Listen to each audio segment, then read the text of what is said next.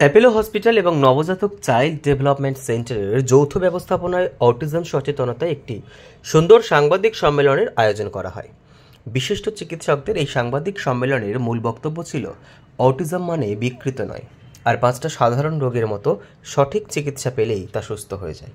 তাই অটিজম নিয়ে চিন্তিত নয়, বরং সুচিকিৎসার কথা মাথায় রাখুন এবং চিকিৎসকদের সঠিক পরামর্শে আপনার পরিবারের অটিজম আক্রান্ত সদস্যকে সুস্থ করে তুলুন।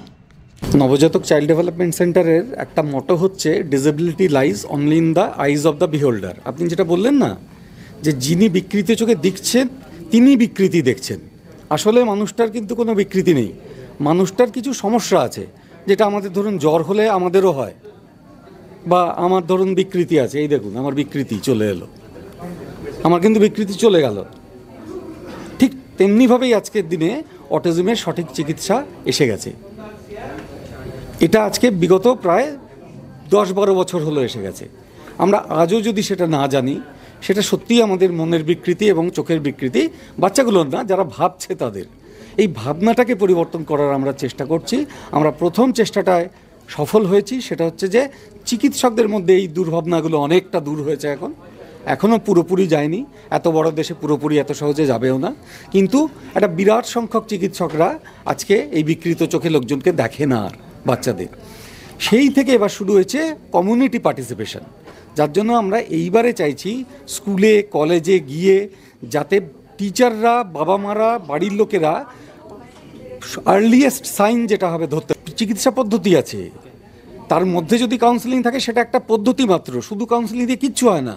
এবং যে কারণে এত মানে অটিজমে ভোগা বা পেশেন্ট, দেখুন আমার মুখ থেকে পেশেন্টও বেরোয় না, আমি ছাত্র মতো দেখি, কারণ তারা তো শিখছে, তাদের কোথাও একটা অসুবিধে হয়েছে বলে তাদের হচ্ছে না।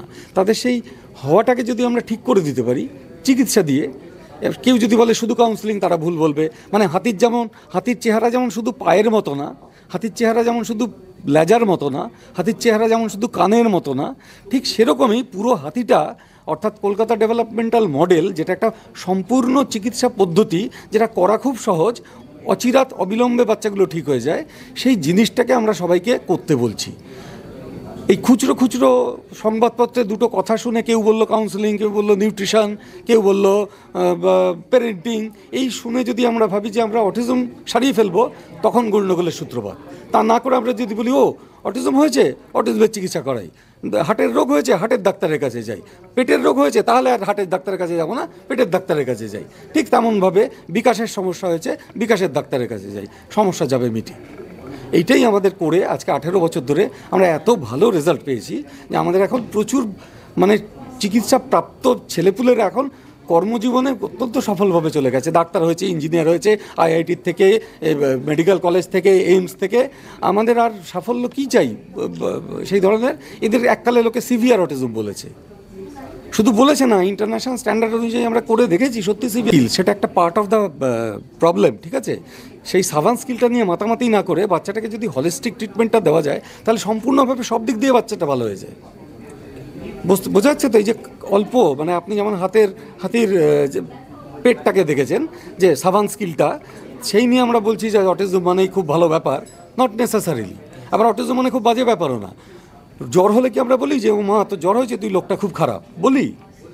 তো এইভাবে ভাবুন, মেডিকেল মডেলেই ভাবুন যে অটিজম আর 5টা রোগের মতো একটা রোগ, যেটাকে সারালেই সেরে যায়। অটিজমের চিকিৎসা 5 রকম জিনিস লাগে, সেই জন্য হাতে হাত মিলিয়ে কাজ লাগে।